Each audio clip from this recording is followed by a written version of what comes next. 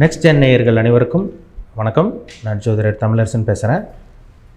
இன்றைக்கி நம்ம இந்த வீடியோவில் எதை பற்றி பார்க்க போகிறோன்னா, ஜூன் மாத ராசி பலன்கள் 2025 எப்படி இருக்குது நம்ம பார்க்க போகிறோம். சரிங்களா? இந்த ஜூன் மாதம் எப்படி இருக்குது நம்ம தெளிவாக பார்த்துடலாம். மேஷ ராசியில் காலபுருஷ தத்துவப்படி முதல் ராசியில் மேஷ ராசியில் சுக்கிரன் சஞ்சரிச்சிருக்காங்க. ரிஷப ராசியில் வந்து பார்த்திங்கன்னா சூரியனும் புதனும் சஞ்சரிச்சிருக்காங்க. குரு வந்து பார்த்திங்கன்னா மிதுன ராசியில் சஞ்சரிச்சிருக்காரு. செவ்வாய் வந்து கடக ராசியில் சஞ்சரிச்சிருக்காங்க. கேது வந்து சிம்ம ராசியில் இருக்கார். ராகு வந்து கும்ப ராசியில் இருக்காங்க. சனி வந்து பார்த்திங்கன்னா மீன ராசியில் சனி சஞ்சரிச்சிருக்காங்க. இதுதான் ஜூன் மாதம் 1ஆம் தேதிக்கு உண்டான கிரக நிலைகள். நம்ம 12 ராசிக்காரங்களுக்கும் இந்த ஜூன் மாதம் எப்படி இருக்குன்னு நம்ம ஒரு பொதுவான பலன் தான் நம்ம பார்க்க போகிறோம். சரிங்களா?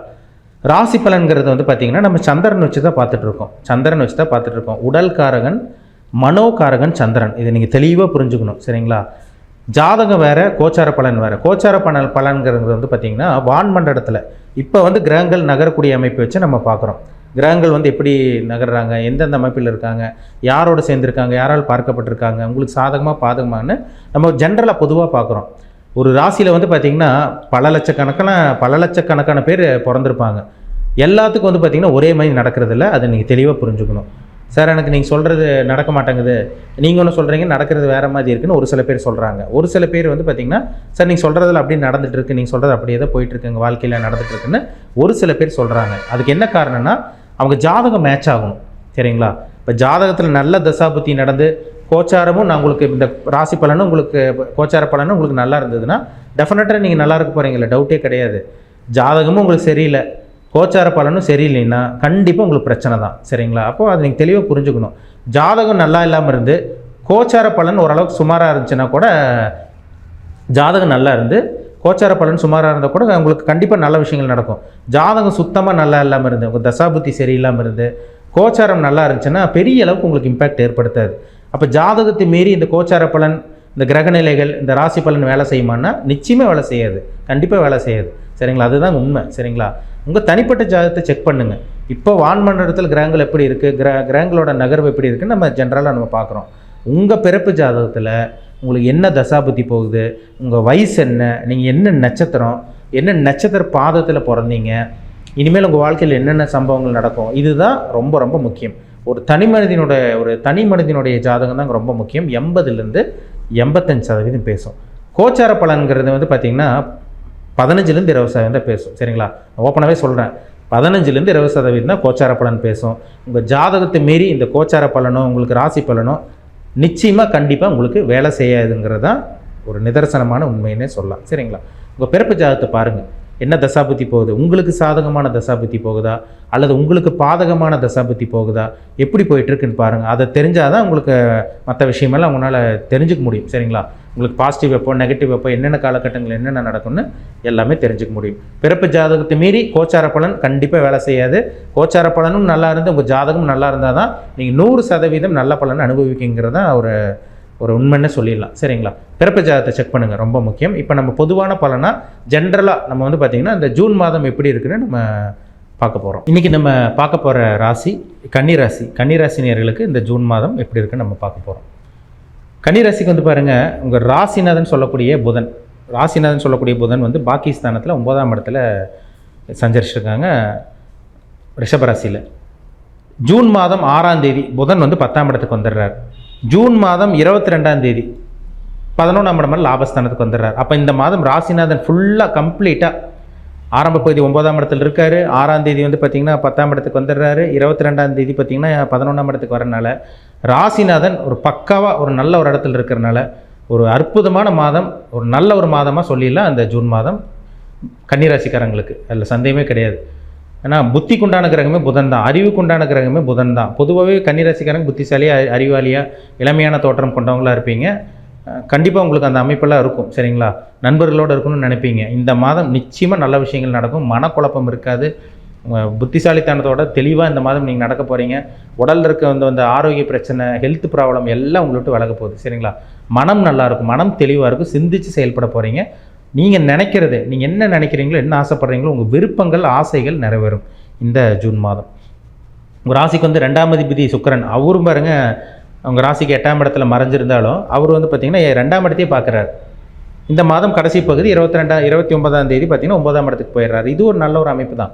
அப்போ ராசிக்கு 2ஆம் அதிபதியும் நல்லா இருக்கிறனால நிச்சயமாக அந்த மாதம் பணம் வரும், திடீர் அதிர்ஷ்டம் கிடைக்கும். ஏன்னா 2ஆம் அதிபதி 8ஆம் இடத்துக்கு போகிறனால விபரீத ராஜயோகம் சொல்லுவாங்க.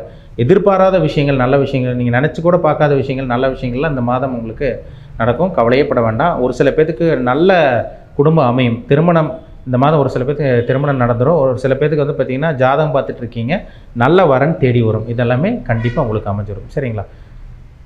நல்லா இருக்குங்க. கேட்ட இடத்துல பணம் கிடைக்கும், கேட்ட இடத்துல உதவி கிடச்சிரும், வெளியே கொடுத்த பணம் உங்களுக்கு கைக்கு வரும். இந்த மாதிரி விஷயங்கள்லாம் நல்லபடியாக உங்களுக்கு இருக்கும், கிடைக்கும். அதேமாதிரி பிரிஞ்சிருந்த குடும்பம் ஒன்றா இருந்த குடும்பம், ஏதோ ஒரு பிரச்சனைனால யாராலையும் உங்களுக்கு பிரச்சனை வந்து பிரிஞ்சிருப்பீங்க. உங்களுக்கே ஒரு ஸ்டடி இல்லாமல் இருந்திருப்பீங்க. குடும்பம் இல்லாமல் கணவன் மனைவி உறவில் பிரச்சனை, தேவையில்லாத மிஸ் அண்டர்ஸ்டாண்டிங்லாம் வந்து அண்டர்ஸ்டாண்டிங்கெல்லாம் இல்லாமல் பிரிஞ்சு போயிருப்பீங்க. ஆனால் இந்த மாதம் நல்ல ஒரு அண்டர்ஸ்டாண்டிங் கிடக்குங்க. குடும்பத்தில் இருக்க அந்த பிரச்சனைகள் விலக போகுது. பிரிஞ்சிருந்த குடும்பம் ஒன்று சேர போகிறீங்க, அதில் சந்தேகமே கிடையாது. சரிங்களா? பயன்படுத்திக்கிங்க. நல்ல மாதம். உங்களுக்கு 6ஆம் இடத்துல வேறு உங்களுக்கு ராகு வந்துடுறாரு. 6ஆம் இடத்துல ராகு வர்றது உங்களுக்கு ஒரு நல்ல ஒரு அமைப்பு. எதிர்ப்புகள் இருக்காது, எதிரிகள் இருக்காது. கோர்ட்டு கேஸ் பிரச்சனை இருந்தால் அதுலேருந்து கூட வெளியே வந்துடுவீங்க. கடன் அடைக்கக்கூடிய மாதம். கொஞ்சம் கொஞ்சமாக கடன் அடித்து உங்கள் வாழ்க்கையை அடுத்த கொண்டு போயிடுவீங்க. இது ஒரு சிறப்பான மாதம்னே சொல்லலாம். 5ஆம் அதிபதி 7ஆம் இடத்துல இருக்கிறதுனால காதல் திருமணம் நிறைவேறும். சரிங்களா? காதல் திருமணம் நிறைவேறக்கு உங்களுக்கு அருமையான ஒரு மாதமாக இருக்கும். அரேஞ்ச் மேரேஜ் பண்ணிகிட்டு இருக்கவங்களுக்கு கூட ஒரு நல்ல ஒரு வரன் கண்டிப்பாக உங்களுக்கு தேடி வந்துடும். ஏன்னா குரு 10ஆம் இடத்துலலாம் சம்மந்தப்படுறதுனால நீங்கள் லவ் பண்ணிகிட்டு இருந்தாலும் சரி, இல்லை அரேஞ்ச் மேரேஜ்க்காக ட்ரை பண்ணிட்டு இருந்தாலும் சரி, நல்ல வரன் கண்டிப்பாக தேடி வரும். இந்த மாதம் நல்ல ஒரு மாதமாக இருக்கும். கவலைப்பட வேண்டாம். சரிங்களா? 7ஆம் இடத்துல சனி இருக்கிறனால கணவன் மனைவிக்குள்ளே ஒரு சில பேத்துக்கு எல்லாத்துக்கும் கிடையாது, ஒரு சில பேத்துக்கு கருத்து வேறுபாடு வந்துட்டு போகும். அதுக்கப்புறம் கொஞ்சம் ரெடி ஆயிடும். சரிங்களா? கணவன் மனைவி ஆரோக்கியத்தில் கொஞ்சம் கேர்ஃபுல்லாக இருங்க. ஏன்னா நீங்கள் கன்னிராசியாக இருந்தீங்கன்னா, நீங்கள் ஒரு கன்னிராசினா உங்கள் கணவனோ அல்லது மனைவிக்கோ ஹெல்த்தில் வந்து சின்ன சின்ன பிரச்சனைகள் வந்துட்டு போகிறதுக்கு வாய்ப்பு இருக்குது. அதில் மட்டும் கொஞ்சம் கேர்ஃபுல்லாக இருங்க. கூட்டு தொழில் பண்ணிகிட்டு இருக்கவங்க கொஞ்சம் கவனமாக இருங்க. உங்கள் பார்ட்னர்கிட்ட மட்டும் கொஞ்சம் கேர்ஃபுல்லாக கவனமாக இருக்கணும். சரிங்களா? ஜூன் மாதம் 15ஆம் தேதி சூரியன் உங்கள் ராசிக்கு வந்து பார்த்திங்கன்னா 10ஆம் இடத்துக்கு சூரியன் வந்ததுனால இந்த மாதம் ஒரு சில பேர்த்துக்கு 15ஆம் தேதிக்கு அப்புறமெல்லாம் அரசாங்க வேலை கிடைக்கக்கூடிய வாய்ப்புகள் அதிகமாக இருக்குங்க. ஆரம்ப பகுதியெல்லாம் பார்த்திங்கன்னா கொஞ்சம் ஒரு சில பேருக்கு ட்ரை பண்ணிகிட்டு இருக்கவங்களுக்கெல்லாம் கொஞ்சம் மன உளைச்சல் இருக்கும். ஆனால் ஏன்னா கவர்மெண்ட் ஜாப் ட்ரை பண்ணிகிட்டு இருக்கவங்களுக்கு ஒரு சில பேர்த்துக்கெல்லாம் 15ஆம் தேதிக்கு அப்புறமெல்லாம் கிடைக்கக்கூடிய வாய்ப்புகள் அதிகமாகவே இருக்குது. சுக்கிரன் இந்த மாதம் 29ஆம் தேதி வரனால அதிர்ஷ்டம் நிறைந்த ஒரு நல்ல ஒரு மாதமாக இருக்கும். ஆரம்ப பகுதியே உங்களுக்கு நல்லா இருக்கும். சரிங்களா? இந்த மாதம் கடைசி பகுதி 29ஆம் தேதியெலாம் பார்த்திங்கன்னா பாகிஸ்தானத்துக்கு சுக்கிரன் வரனால நல்ல ஒரு அதிர்ஷ்டம் கிடைக்க போகுது. ஒரு சில பேர்த்துக்கெல்லாம் பார்த்திங்கன்னா வேலையே இல்லாமல் சொல்லிகிட்டு இருக்கீங்க. வேலை இல்லாமல் இருக்கவங்களுக்கு இந்த மாதம் வேலை கிடைக்கும். வேலைக்காக முயற்சி பண்ணிகிட்டு இருக்கவங்களுக்கு வந்து பார்த்திங்கன்னா நல்ல வேலை கிடச்சிரும். இன்டர்வியூ அட்டன் பண்ணவங்களுக்கெல்லாம் நல்ல ஒரு வேலை கிடச்சிரும். அதே மாதிரி வந்து பார்த்திங்கன்னா வேலையில் இடமாற்றத்துக்காக ட்ரை பண்ணிகிட்டு இருக்கவங்களுக்கு நல்ல ஒரு இடமாற்றம் கண்டிப்பாக உங்களுக்கு கிடைக்குங்க. கவலையப்படாதீங்க. இந்த மாதம் நல்ல மாதங்க, ஒரு சிறப்பான மாதம் சொல்லலாம். ராகு நல்ல ஒரு இடத்துல இருக்கார். குரு 10ல் இருக்காருங்க. 10ல் குரு இருந்தால் பதவி பறிப்போகும்னு சொல்லுவாங்க. பதவியில் பறிப்போகாது. நீங்கள் வேறு தொழிலை மாற்றணும்னு நினைக்கிறீங்களா, மாற்றலாம். பழசை விட்டுட்டு புதுசுக்கு போகிறது தான் அந்த ஒரு அமைப்பே. சரிங்களா? அதனால் பயப்பட வேண்டாம். வேலை மாற்றம், இடம் மாற்றம், தொழில் மாற்றம், அல்லது வந்து பார்த்திங்கன்னா வேலையே இல்லாமல் இருக்கவங்களுக்கு வேலை கிடைக்கிறது, அத்தனை விஷயங்களும் இந்த மாதம் உங்களுக்கு நடக்க போகுது. அதில் சந்தேகமே கிடையாது. சரிங்களா? கன்னிராசிக்காரங்களுக்கு இந்த மாதம் நல்ல ஒரு உடல் ஆரோக்கியம், எதிர்ப்புகள் இல்லாத மாதமாக இருக்கும். நல்ல வேலை கிடைக்கக்கூடிய மாதமாக இருக்கும். அரசாங்க வேலை கிடைக்கக்கூடிய மாதமாக இருக்கும். சொத்து வாங்கக்கூடிய மாதம். ஏன்னா குரு 10ஆம் இடத்துலேருந்து 4ஆம் இடத்தை பார்க்குறாரு. சொத்து வாங்குறது, வீடு வாங்குறது, ஒரு இடத்த வாங்கி போடுறது, வாகனத்தை மாற்றுறது, புதுசாக வாகனம் வாங்குறது, அத்தனை விஷயங்களும் இந்த மாதம் உங்களுக்கு நடக்கும். நீங்கள் எடுத்து வைக்கிற ஒவ்வொரு முயற்சியும் இந்த மாதம் உங்களுக்கு சாதகமாக இருக்குங்க. அதில் சந்தேகமே கிடையாது. தேவையில்லாத விஷயங்கள், நெகட்டிவான விஷயங்கள் உங்கள் வாழ்க்கையில் நடக்காது. எல்லாமே உங்களுக்கு இந்த மாதம் நல்லதாக நடக்க போகுது. அவங்க வயதுக்கு தகுந்த மாதிரி. சரிங்களா? எல்லா எல்லாத்துக்கும் வந்து பார்த்திங்கன்னா ஒரே வயசு இருக்காது. ஒவ்வொரு அமைப்பில் இருப்பீங்க. கன்னிராசிக்காரங்களுக்கு அவங்க வயதுக்கு தகுந்த மாதிரி சில நல்ல விஷயங்களும் நல்ல அனுபவங்களும் இந்த மாதம் கிடைக்குங்கிறதுல சந்தேகமே கிடையாது. பயன்படுத்திங்க. இந்த ஒரு சிறப்பான மாதம் தான் இந்த ஜூன் மாதம். மீண்டும் அடுத்த பதிவில் சந்திக்கும் வரை உங்களிடமிருந்து விடைபெறுவது உங்கள் ஜோதிடர் தமிழரசன். இந்த சேனல் பிடிச்சிருந்தா உங்கள் நண்பருக்கு உறவினருக்கு ஷேர் பண்ணுங்கள், லைக் பண்ணுங்கள், சப்ஸ்கிரைப் பண்ணுங்கள், பெல் பட்டனை கிளிக் பண்ணிக்கோங்க. ஆளுங்கிற ஆப்ஷன் இருக்கும், அதையும் செலக்ட் பண்ணிக்கோங்க. அப்போ தான் நாங்கள் போடுற பதிவுகள் எல்லாமே உங்களை வந்து சேரும். நன்றி.